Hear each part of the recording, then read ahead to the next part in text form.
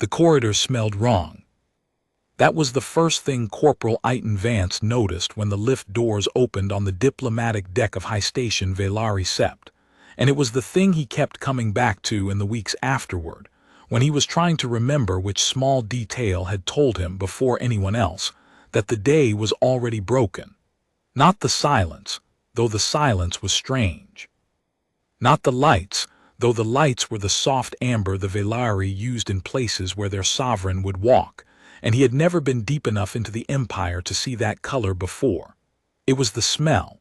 Cold metal, ozone, and something faintly floral, like a greenhouse left open in winter. The Velari grew living vines in their walls.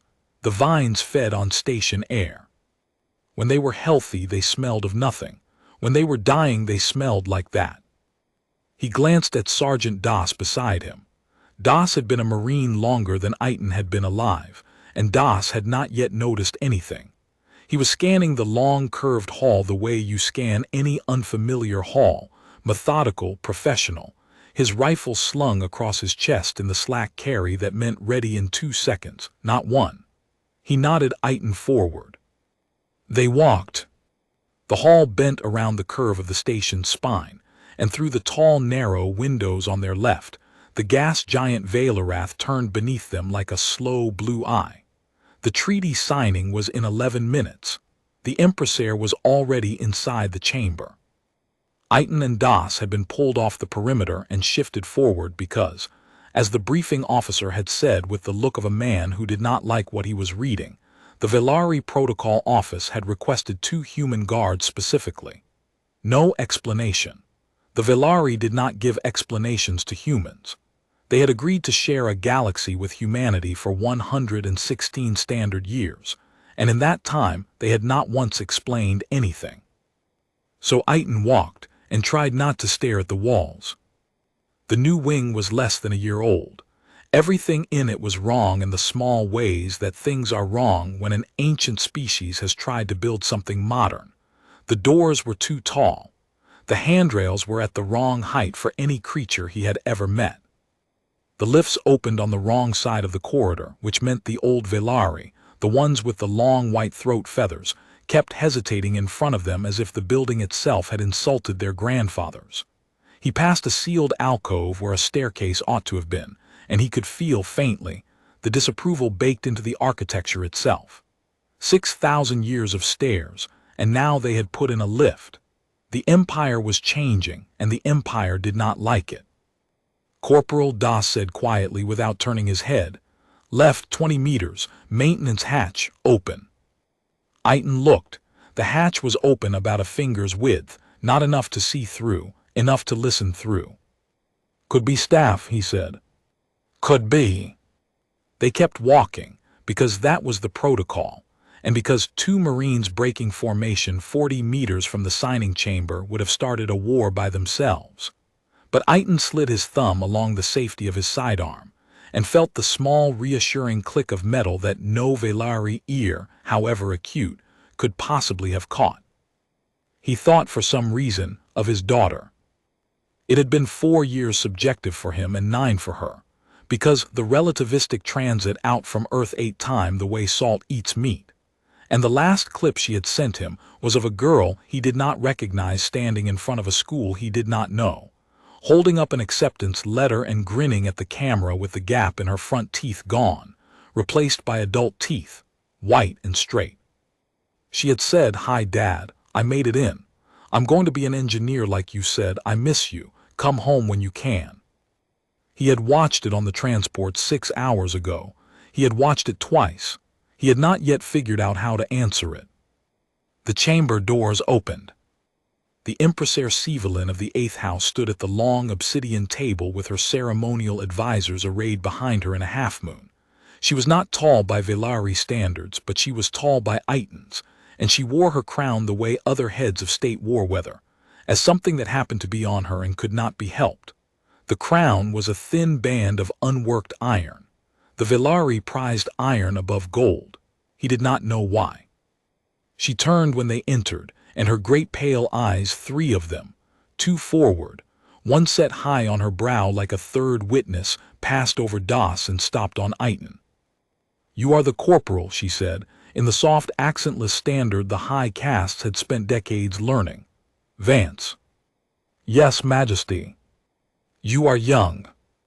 "Yes, Majesty." She studied him another moment.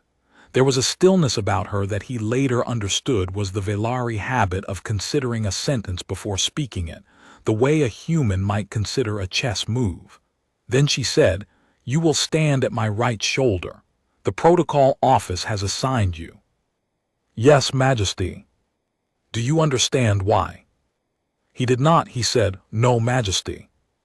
She almost smiled. It was the smallest twitch at the corner of her mouth, the kind of expression that on a human face would have meant nothing, and on hers, he would later realize meant everything. "Then we are equal in that," she said, and turned back to the table. He took his post at her right shoulder. Das took the door. The Krelth delegation entered from the opposite arch. He saw the second wrong thing then. The Krelth ambassador wore his ceremonial gauntlets. 11 Krelth flanked him, and every one of the 11 wore the gauntlets too. The gauntlets had been banned by the treaty they were about to sign. The gauntlets contained directed energy emitters. The ambassador smiled at the impresaire and the gauntlets hummed up to standby, and Eitan's hand was already moving.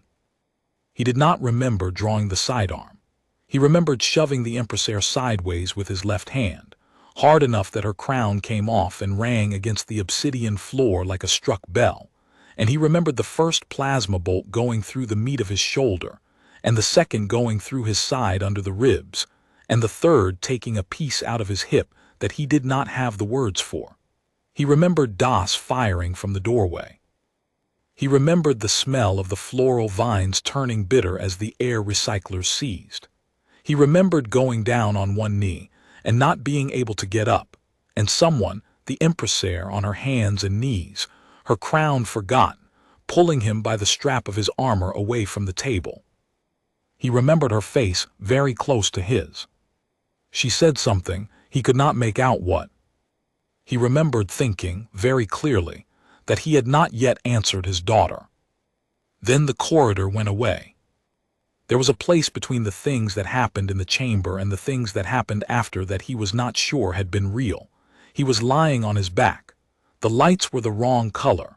Somewhere above him, a voice was speaking in the long fluted vowels of High Velari, very fast, very urgent, and another voice was answering, and the second voice was the impresaire's. He understood none of it. He understood dimly that he was being moved. He understood that he was bleeding from places he had not bled from before. He understood that someone's hand was on his face.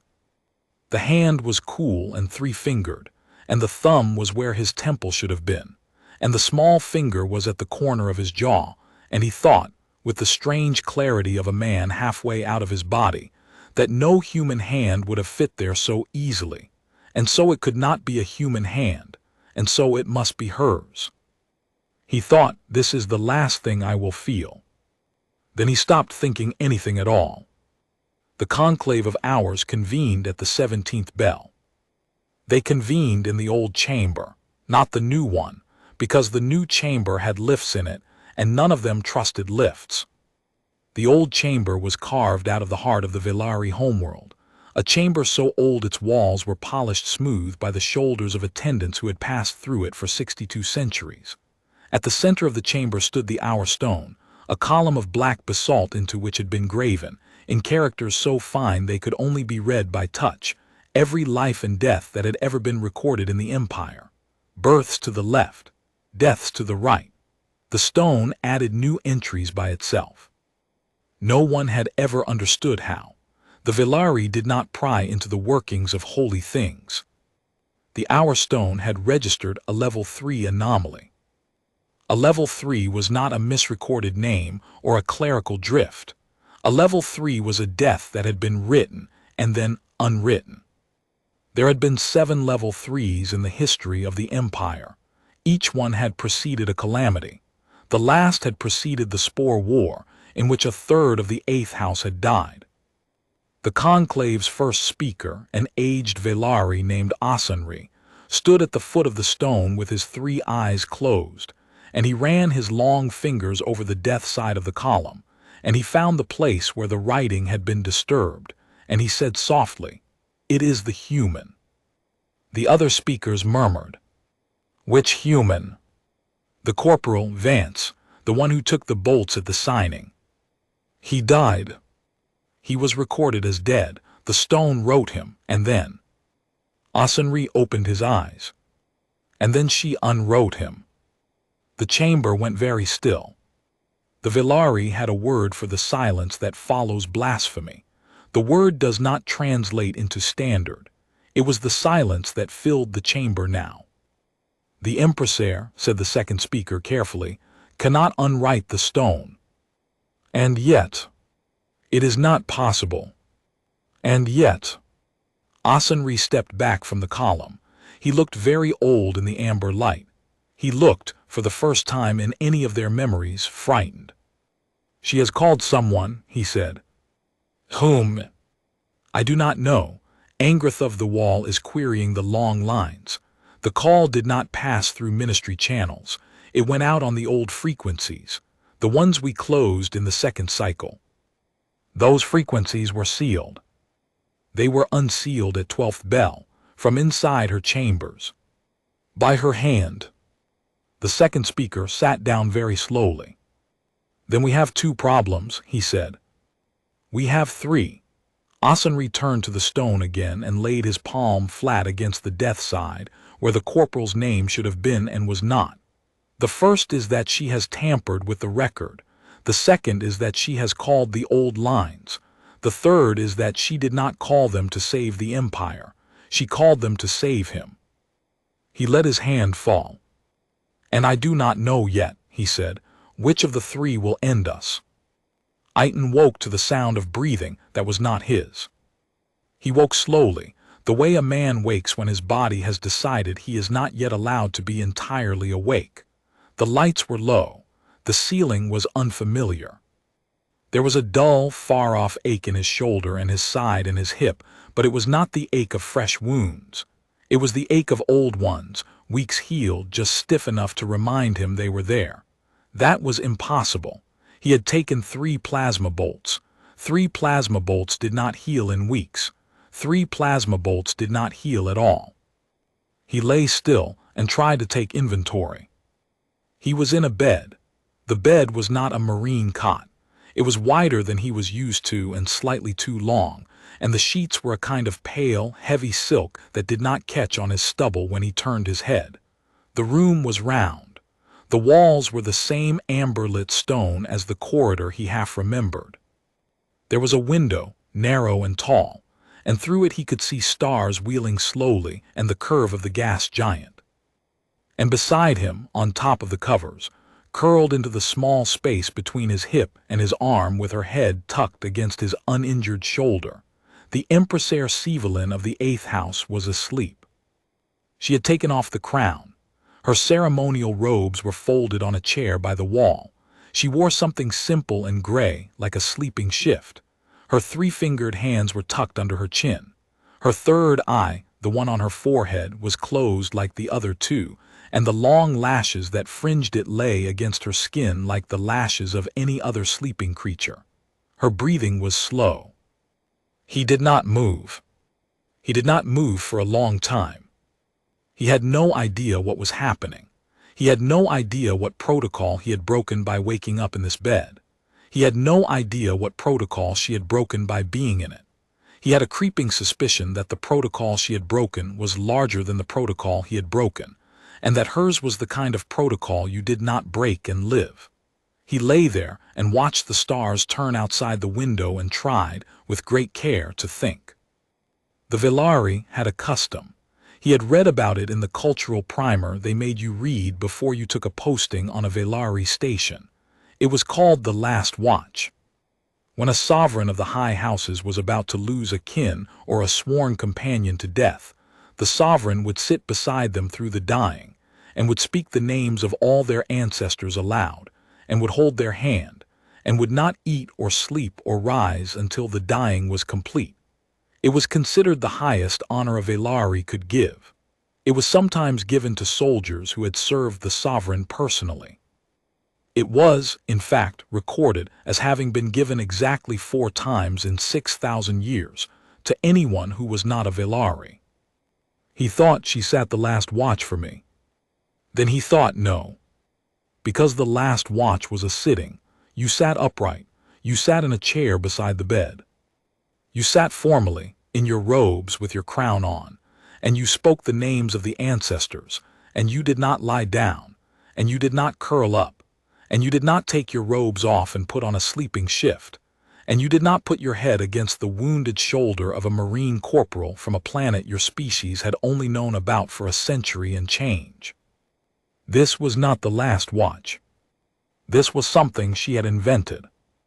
He thought very carefully about the corridor before the chamber, about the flask he had pulled out of his hip pocket on the long walk in, because Das had been 6 paces ahead and not looking, and he had been nervous, and he had taken a sip of cheap earth whiskey, and then, on a stupid impulse, offered it to the small palace attendant who had been walking him through the formalities. The attendant had refused. The impresaire, 4 paces behind, had not refused. She had taken the flask in her 3-fingered hand and sipped it and made a face like a child eating a lemon and handed it back without a word, and they had walked on, and he had thought she would have him executed, and instead she had said, very softly in standard, "It is a foul drink and I would like to know its name." And he had told her, and she had nodded once and said nothing more. He had forgotten about it. He had not forgotten about it. He had pushed it down because it was not a thing a corporal forgot, an impresaire tasting his whiskey in a corridor, and it was also not a thing a corporal could afford to remember. He thought she remembered. She stirred. The third eye opened first, then the other 2 slowly, as though she had practiced the order. She looked at him. He looked at her. For a long moment neither of them spoke. She said, "You are awake." "Yes, Majesty." "You have been asleep 18 days. He closed his eyes. He opened them again. The stars were still turning. "Majesty," he said, "please tell me what happened." She considered the ceiling. "That is a very long answer," she said. "And I am not sure I have the right to give all of it." "Then give what you can." She uncurled slowly and sat up. She drew her knees up to her chest and put her arms around them, and she looked in that moment less like the heir to the 8th house and more like a young woman who had not slept properly in a long time and had finally allowed herself to. She was a young woman, he reminded himself. By Velari standards she was barely an adult. He had not let himself notice it before. "You took 3 bolts that were meant for me," she said. "The Krelth ambassador is dead. Sergeant Das killed him. Sergeant Das is alive. 6 of the Krelth honor guard are alive and are being held. 5 of my advisors are dead. The treaty is void. The Krelth have denied authorizing the attack and have offered 17 ceremonial apologies and 3 living hostages. We are not yet at war. We may be by next week." "Yes, Majesty." "You should have died, Corporal Vance." "Yes, Majesty." "The wounds you took are not survivable. They are not survivable for a Velari, and your species is less robust than ours." "I'm aware, Majesty." "You did not die." He said nothing. "I did not let you," she said. He turned his head very carefully and looked at her. "Majesty," he said, "I don't know what that means." She did not answer for a long moment. She was looking at her hands. "There is a stone in the chamber of the conclave," she said at last. "It records the deaths of every Velari and of every citizen of the Empire. You became a citizen of the Empire the moment you took an oath to my protection on the transport 11 days before the signing. You were a citizen. The stone wrote your death at 14th bell on the day of the signing. I rode the lift down to the chamber. I walked into the chamber. I put my hand on the stone. I unwrote it." "Majesty." "I do not know how I did it." She was still looking at her hands. "It is not a thing that has ever been done. I touched the place where your name was and I told the stone no, and the stone listened." And then I called a person I should not have called, on a frequency we sealed before my great-grandmother was born, and she came, and she did things to your body that I will not describe to you because the description would frighten you, and also because I do not understand them. And here you are." He swallowed. "Who did you call?" Her name was Ven of the Long Hour. She was a priestess of the stone 2 cycles ago. She was exiled for studying the stone's workings, which is heresy. She lives now in the dust between worlds. She is the only Velari alive who knows how to unwrite a death and have the unwriting hold. "And she came when you called." "She came," the Empressaire said, "because I am a fool and she once loved me, and she is still a fool too." He let out a breath. "Majesty." "Yes." "Why?" She looked at him then, 3 eyes very steady. "Because you took the bolts," she said, "and because in the corridor you offered me your flask." He thought about that. He thought about it for a long time. "That's not enough," he said finally. "No," she said, "it is not." She tucked her chin back onto her knees. "There is more," she said. "I will tell you in time. For now, drink water. They will bring food. Do not stand up yet. The priestess said your bones are still arguing about whether they belong to you." He almost laughed. It hurt. He did it anyway. "Yes, Majesty." "And Corporal." "Majesty." "My name is Sivelin." "I know, Majesty." "Use it when we are alone." He looked at her and she looked back, 3 eyes calm, and he understood that she was waiting for him to refuse, and he understood that he was not going to. "Yes, Sivelin." She nodded once. Then she curled back down, slowly, deliberately, into the space between his hip and his arm, and she put her head against his uninjured shoulder, and she closed her 3 eyes, and within a minute her breathing had slowed again to sleep. He lay there a long time, watching the stars, before he understood that what she had done was not the last watch and not anything in any Velari book. She had learned it from him, from a flask passed in a corridor, from a marine who was nervous and offered a sip of whiskey to a queen, because that was what a human did when he was nervous, and there was a queen. She had learned that humans did not sit beside the dying. Humans lay beside them. The food came in small bowls, carried by attendants who would not look at him. The attendants were old. He had not realized in the first 18 days that all of Sivelin's personal attendants were old. He understood it now. The young ones had been pulled. The young ones had families to think about and lineages to protect and possible postings under whoever sat the throne after this was over, and the young ones could not afford to be seen carrying soup to a corpse corporal in the suite of an empress who had broken the stone. The old ones could afford it because they were already past the season of being afraid. One of them, a woman with long throat feathers gone yellow at the tips, set down his bowl on the 3rd day and stood a moment longer than necessary, and her 3rd eye flicked once to his face, and she said in very soft standard, "My grandson is also a soldier." Then she left. He thought about that for a long time. He ate, he slept, he woke, he ate again. The bowls were never large. The Velari did not believe in feeding the wounded heavily on the theory that a body that was busy healing should not also be made to do the work of digestion, and he had to admit after a few days that the theory seemed to be working. On the 3rd day he was allowed to sit up. On the 5th he was allowed to walk to the window. He stood there a long time, the first time, with his good hand braced against the frame and the bad one trembling at his side, and he looked out at the gas giant and counted the small dark shapes that moved across its face, and he understood that those shapes were warships and that they had not been there at the signing. The Empire was tightening its grip on the station. He did not know whose grip yet. On the 6th day, Sergeant Das was allowed in. Das came in slowly, the way he came into everything, and he looked Aiton up and down without expression for a full minute before he said anything. Then he said, "Corporal." "Sergeant."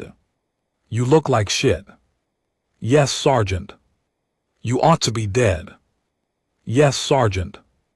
Das sat down on the chair where Sievelin's robes had been folded, very carefully because the chair was clearly not built for a Marine in full kit.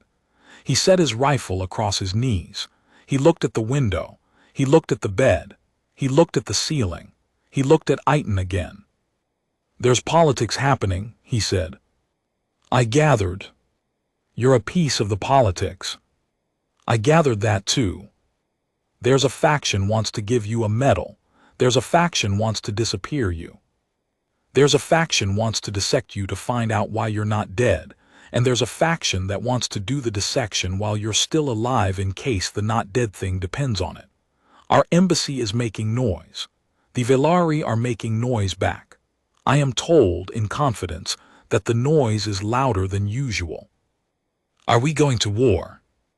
No, not over you, probably not over you. The Krelth are louder, but you're a complication. Yes, Sergeant. Das looked at him a long moment. Vance. Sergeant. She's been here every night. Eitan said nothing. I'm not asking, Das said. I am noting. There's a difference. Noting is what a senior NCO does so that when the questions come later, he can say he saw what he saw and reported it accurately. I am noting that the Empressaire of the 8th House has slept in the bed of a wounded corporal of the Human Marine Corps for 18 out of 18 nights. I am noting that no Velari sovereign has ever, in the recorded history of the Empire, slept in any bed but her own. I am noting that there is going to be a question later about what this means, and I would prefer that the corporal in question think about the answer to the question in advance, because the corporal is not famously quick on his feet, and because the question is going to come at him with a lot of weight behind it. Eitan looked at the ceiling. I'll think about it, he said. Good lad. Das stood up. The chair creaked in relief. For what it's worth, he said at the door, I saw what she did at the table. She went down with you. She did not go up. They tried to evacuate her and she would not be evacuated until you were in a med pod and the pod was sealed and the pod was already moving. She kept her hand on the pod. She walked beside it through 3 corridors. She would not let go.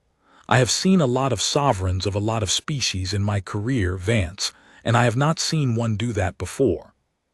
Sergeant, that's all. He went. On the 7th day he was given a slate with messages on it, and the first message was from his daughter, and it was very short, and it said only, Mom said you were hurt. Please tell me you're not dead. Please answer this one. He answered it. He recorded it 3 times because each time he started to speak he could not. The 4th time he managed. He said, Hi sweetheart, I'm not dead. I got hurt and I'm getting better. I'm sorry I didn't write back about the engineering letter. I'm proud of you. I'm so proud of you. I'll be home as soon as they let me. Tell Mom I'm sorry. I love you. He sent it. He sat on the edge of the bed for a long time after. The slate sat in his lap. He kept thinking he should record a longer message. He kept thinking he should explain. He kept opening his mouth and then closing it again, because the explanation he was rehearsing in his head kept growing arms and legs the longer he sat with it, and he understood at some point that you did not explain a thing like this to a 14-year-old in a recorded message. You explained it in a kitchen, with coffee, over hours, and you let her ask the questions, and you answered the questions one at a time, and you did not pretend you had the answer to the next one until she had asked it.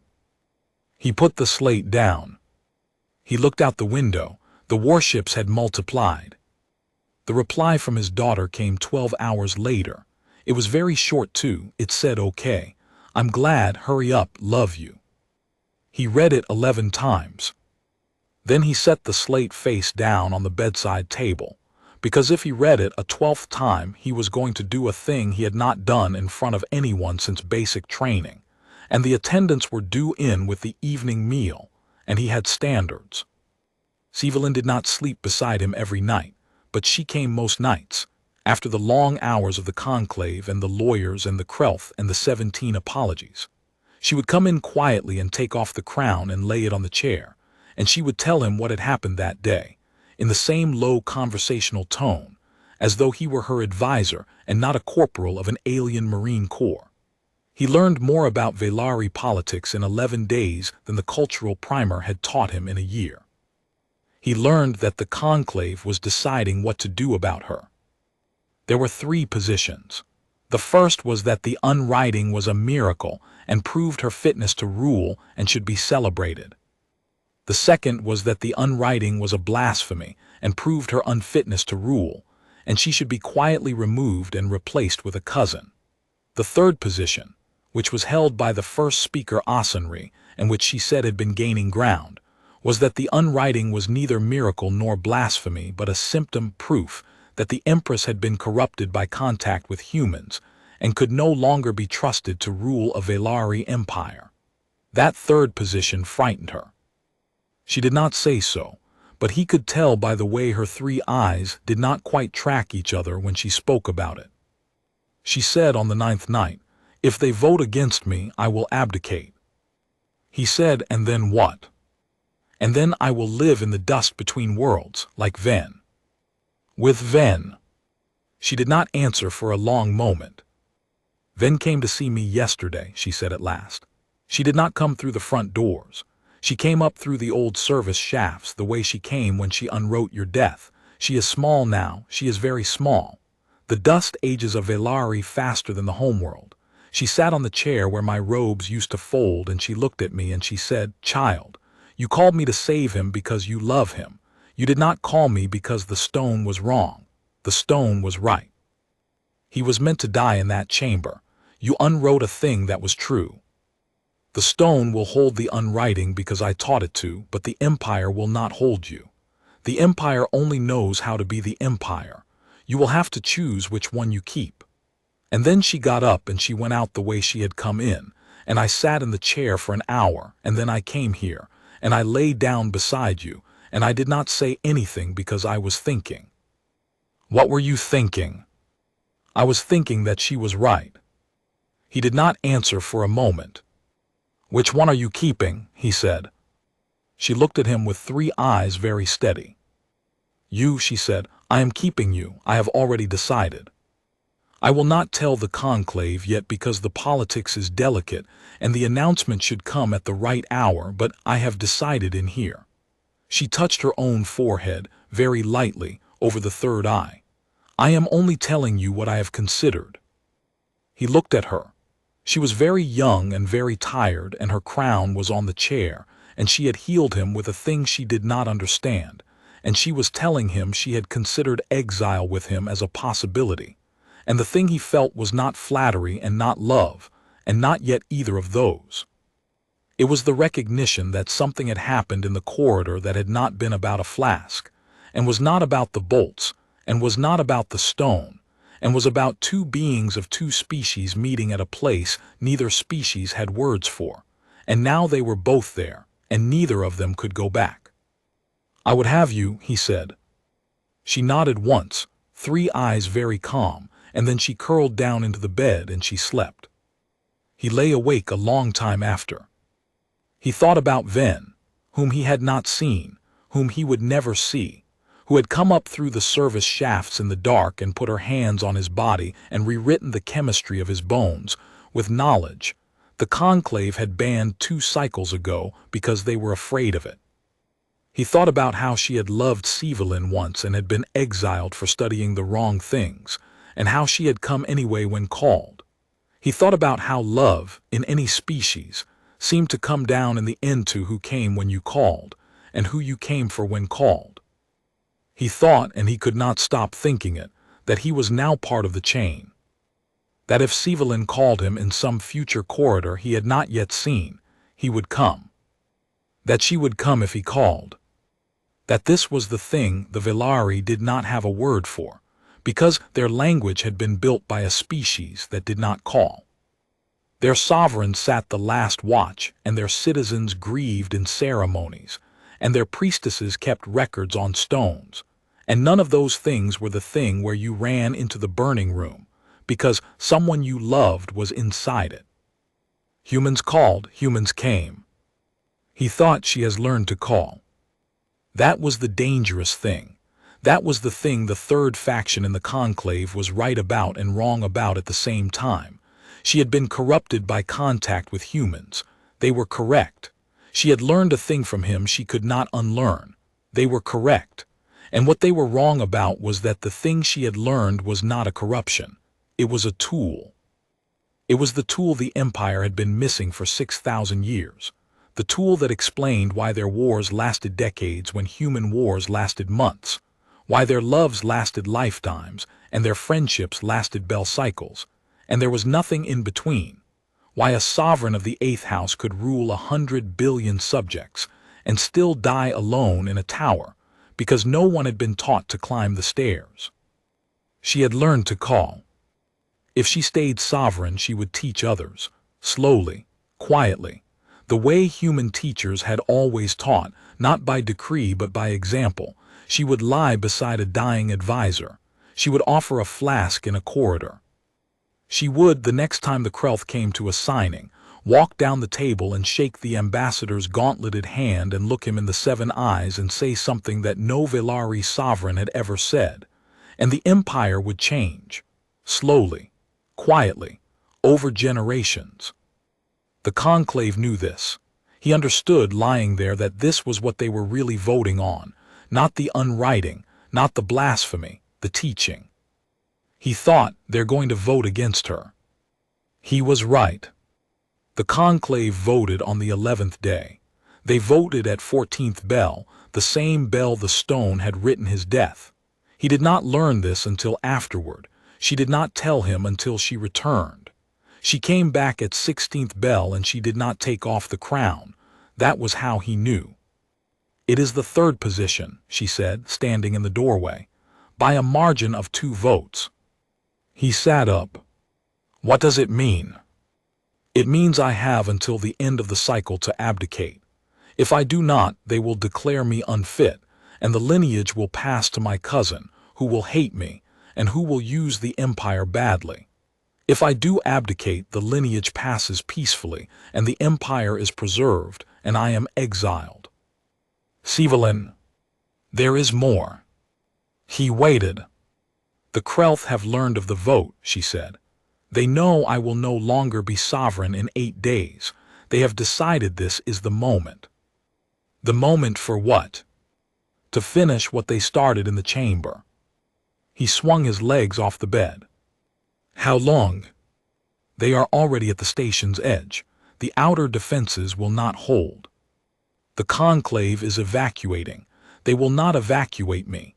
They have said this is not their problem any longer. They left you. They left me. They left the corridor outside this room.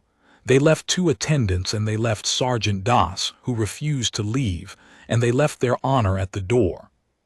He stood up. The bones in his hip argued. He told them to be quiet. Get my sidearm, he said. She looked at him. Sivelin, please, get my sidearm. She got it. She got his sidearm and his rifle and his armor, and she helped him into the armor with the careful, patient hands of someone who had been watching attendants do it for 18 days. And when he was dressed, she stepped back and looked at him, and she said, Iton, you cannot fight them. He said, I'm not going to fight them. What are you going to do? I'm going to hold the corridor. There's a difference. He limped to the door. She followed. In the corridor outside the chamber, Sergeant Das was already there, in armor with his rifle, and behind him stood the 2 attendants she had mentioned, and they were not soldiers, but they had each picked up something. One a length of pipe, one a ceremonial blade, and they stood with the unhappy resolution of civilians who have decided that they will not run. Das looked at Iton. Took your time, Corporal. Yes, Sergeant. You all right to fire. I'm all right to hold the trigger down. That'll do. The corridor curved away from them in both directions. The Krelth would come from the south where the lift was. Das took the south end.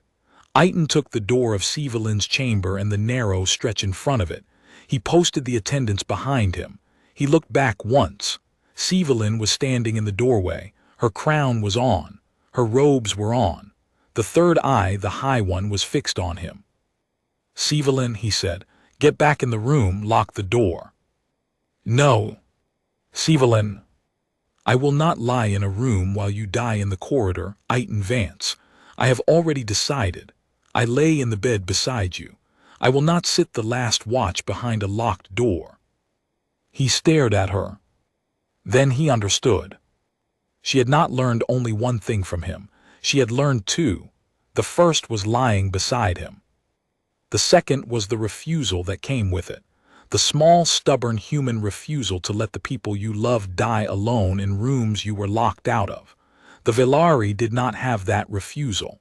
They had the last watch, which was a sitting, and they had grief, which was a ceremony. They did not have the thing where you ran into the burning room.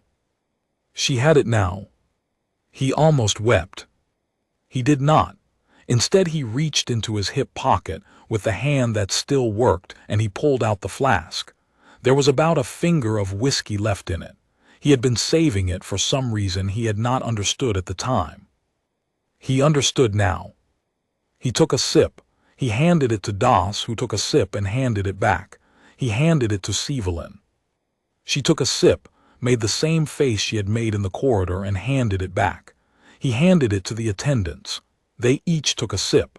The last sip went around the circle and back to him, and he capped the flask and put it away. "All right," he said. The lift opened. The first Krelth came around the curve at a run. Das fired once. The Krelth went down. The second and third came together. Das fired twice. They went down. The fourth threw a grenade. Das caught it on the rebound and threw it back. The corridor flashed. Then they came in numbers. Iton did the thing he had been planning since he had stood up off the bed. The corridor had a maintenance hatch in the ceiling, the kind every Velari corridor had, leading up to the cable runs. He fired his sidearm into the hatch latch, dropped the hatch, and reached up with his good arm into the cable runs.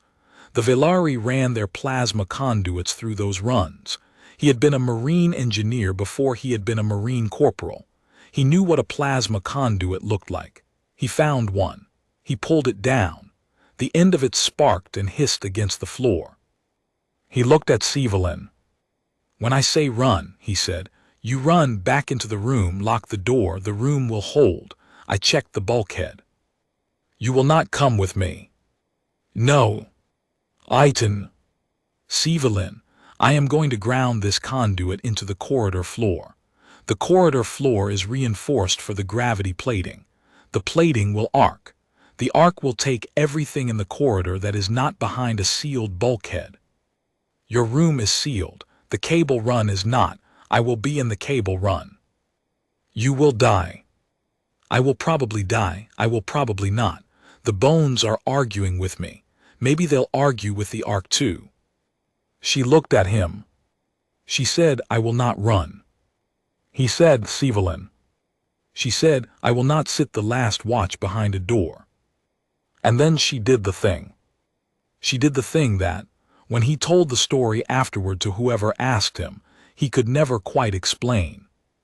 She walked over to one of the dead Krelth and she picked up the Krelth's rifle, and she turned it over in her three-fingered hands until she had figured out the grip, and she put it to her shoulder the way she had seen Das put his rifle to his shoulder, and she walked to the south end of the corridor, and she stood beside Das, and she pointed the rifle down the curve.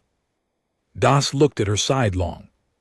He said, "Majesty, with respect, have you ever fired one of those?" She said, "No." He said, "Safety's on the left, recoil's worse than it looks. Don't aim, point." She said, "Yes, Sergeant." The next wave came around the curve. She pointed. She fired. The recoil knocked her shoulder back a full step and her crown slipped sideways on her brow, and she did not seem to notice. The Krelth in front of her went down. She pointed again. She fired again. In 6,000 years of recorded history, no sovereign of the 8th House had ever fired a weapon. The Hour Stone, at that moment, in the empty chamber 2 decks below them, wrote a new line in characters so fine that no one would read it for 100 years. Iton hummed his mother's lullaby into the cable run as he wired the conduit. It was a song about a small boat on a slow river, and his mother had sung it to him when he was 3 and could not sleep, and he had sung it to his daughter when she was 3 and could not sleep, and he sang it now under his breath because his hands were shaking, and the lullaby was the only thing he had that was reliably steadier than his hands. He found the ground point in the plating. He stripped the conduit. He set it. He looked once down the corridor and he saw her, 3 eyes, crowned sideways, borrowed rifle, firing at things that wanted to kill her and not running. He thought, my God. He shouted, Das bulkhead now. Das grabbed Evelyn by the back of the robe and hauled her toward the door. She let him. She did not lower the rifle. He shoved her through the door and the attendants in after her, and he turned and shouted, Corporal. Iton was already moving. He hauled himself up into the cable run, the bones in his hips screaming, and he kicked the hatch shut beneath him, and he braced. The arc went off. The whole corridor went white. He heard very distantly the sound of every Krelth in the corridor ceasing to be alive. He heard the gravity plating buck against the reinforcement. He heard the bulkhead of Evelyn's room creak and hold. He heard, somewhere far above him, the alarms of the station beginning to wail. He heard, with the small clarity of a man halfway out of his body again, his mother's lullaby still humming in his own throat. A small boat on a slow river. The river runs to the sea. The boat is made of a folded leaf. The leaf will not sink. He sang it down through the white, and the white was very loud, and the song was very small, and the song held. Then he stopped hearing anything at all. There were things he learned later that he had not seen. He learned that the bulkhead had held for 41 seconds before the secondary arc came through the cable run on his side, and threw him out of the access shaft, and into the corridor itself, which was no longer a corridor but a long blackened tube full of melted metal and dead Krelth, and one Marine corporal who was still, somehow, against every reasonable expectation of biology and physics and Velari record-keeping, breathing. He learned that Evelyn had opened the bulkhead door the instant the white light died, against Das's shouted protests, and had walked out into the smoking corridor in her bare feet and her gray sleeping shift, the borrowed rifle still in her hands, and had found him under a collapsed section of conduit, and had pulled him out with the help of one old attendant whose name he never learned. He learned that she had carried his head in her lap until the medics came. He learned that when the medics tried to take him, she had not let go for the first 30 seconds, and that the lead medic, a young Velari with a junior commission, had said something very softly to her in the high language, and she had answered with a single word, also very soft, and the medic had nodded once and waited until she was ready to release him. He learned that the word she had said was the Velari word for mine, in the form used for things that were chosen rather than inherited. He woke to the sound of breathing that was not his. The lights were the wrong color again, but they were the right kind of wrong color this time, the amber of the chambers he had come to know. The ceiling was the same ceiling. The bed was the same bed. The ache in his shoulder and his side and his hip was worse than before, but it was still the ache of old wounds, weeks healed. He turned his head very carefully. She was curled into the space between his hip and his arm. The crown was on the chair. Her 3-fingered hands were tucked under her chin. Her 3 eyes were closed. Her breathing was slow. There were bandages on her shoulder. There were bandages on her thigh. The rifle had not been kind to her in the firing. The corridor had not been kind to her in the holding. She was alive. She was alive, and the Empire was not. He understood, looking at her, that the Empire as it had been at 14th bell of the day of the signing was not coming back. There would be another Empire, maybe her cousins, maybe no one's.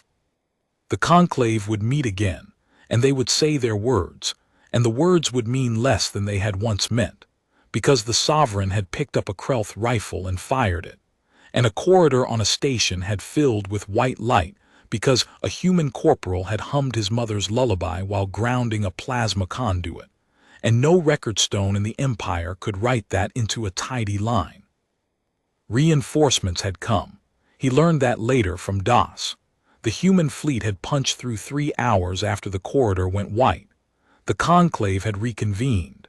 The third position had been withdrawn, not because its holders had changed their minds, but because Asenri himself had stood up at the hour stone and said, in the high old language, "There is a new line on the stone. I cannot read it. None of us can. I do not know what it says.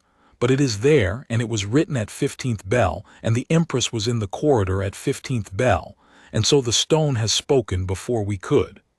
And he had sat down, and the third position had collapsed under its own weight because the stone did not write lines for sovereigns who were unfit, and the stone had written one. She had abdicated anyway. She had abdicated at the next bell in a voice that did not shake, and she had named her cousin successor, and she had walked out of the chamber and down the corridor and back to the room where Iton was lying, and she had taken off the crown for the last time, and she had laid it on the chair, and she had curled down into the space beside him, and she had slept. That was the thing, he thought, watching her sleep now. That was the HFY thing if there was one, and he was not sure there was. She had not abdicated because the conclave forced her to. She had not abdicated because she had to. She had abdicated because she wanted to. Because somewhere in the corridor, while she was pointing a rifle she did not know how to use at a curve she could not see around, she had decided that the thing she was protecting was no longer the Empire. The thing she was protecting was the corridor itself, the people in it. The small circle of a flask passed around 5 mouths before the firing started. The Velari did not have a word for that. Humans did. Humans had several. None of them was quite right, but you could put 2 or 3 of them together and gesture at what you meant. He reached over with his good hand, very carefully, and he laid his palm against her shoulder. 3 fingers fit under his palm. The shape of her was not the shape of any creature he had grown up beside. He had stopped noticing that. She stirred, the third eye opened first. "You are awake," she said. "Yes." "You have been asleep 9 days." "Yes." "I have been here." "I know."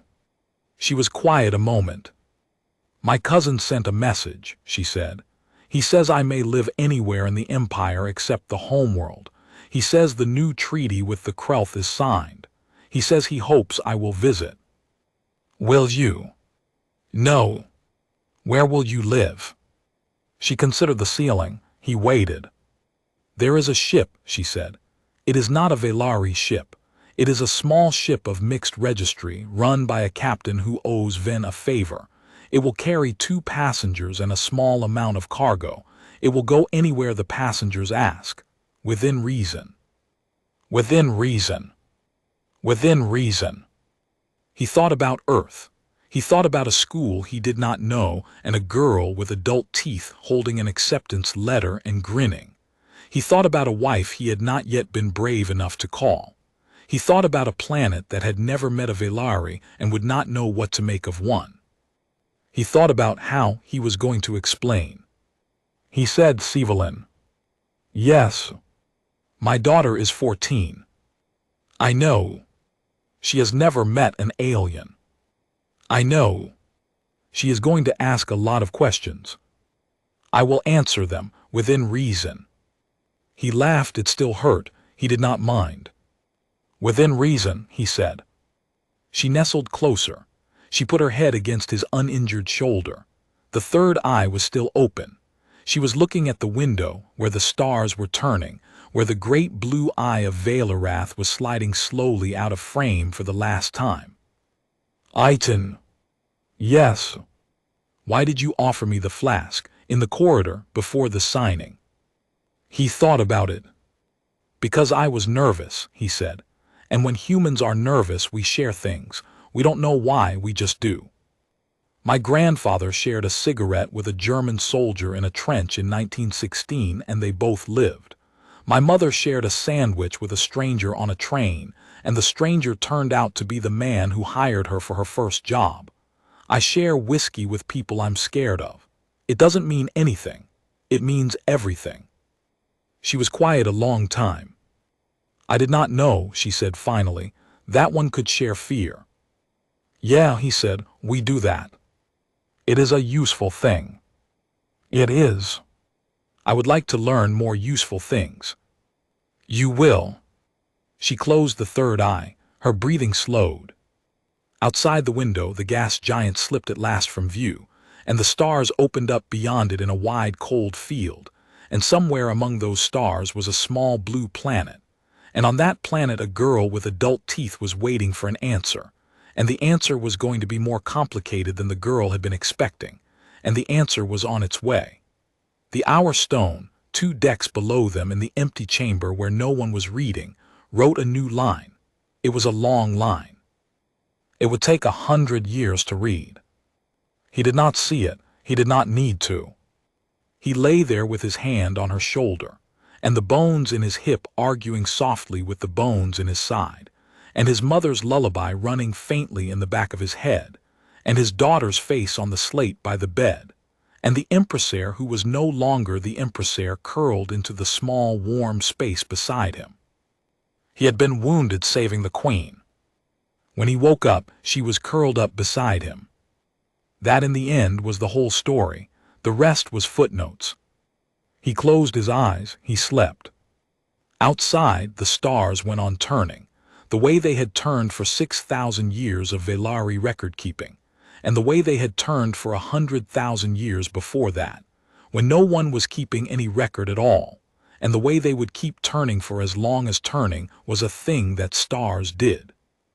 He slept a long time. When he woke, she was still there.